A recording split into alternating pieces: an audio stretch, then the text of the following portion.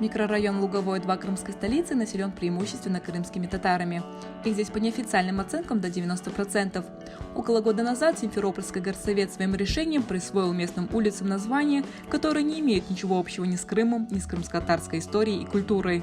Теперь население Лугового-2 проживает на Архангельской, Красноярской, Костромской, Иркутской, Томской, Ярославской, Калининградской, Вологодской и Новгородской улицах. Местные жители не скрывают своего возмущения случившимся. Bize bu şaştıra, açılatıra, bir sokağı bizim adını yok munda. Hepsi Kazakların şehirlerini adları yazıp koydular. Adamlar bir kimse bir şey soramadı. Niçin bizim Kırım'ın şehirlerini adları koymadılar? Hep bir Gezef olsun, Sudak olsun, Bakşsaray olsun. Hep bir nasıl sözü bizim halkın sözü olsun.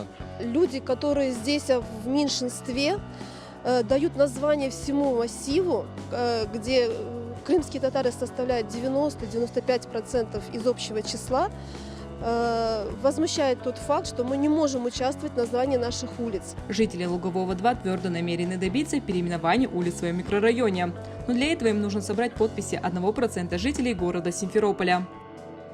Вот последнее письмо пришло на наш адрес, что они узнали о нашем прошении, что мы не согласны с названиями этих улиц.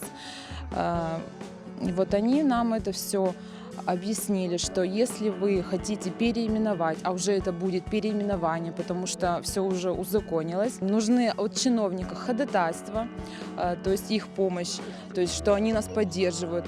И еще нужно подписи, много подписей, это 1% городских жителей с городской пропиской.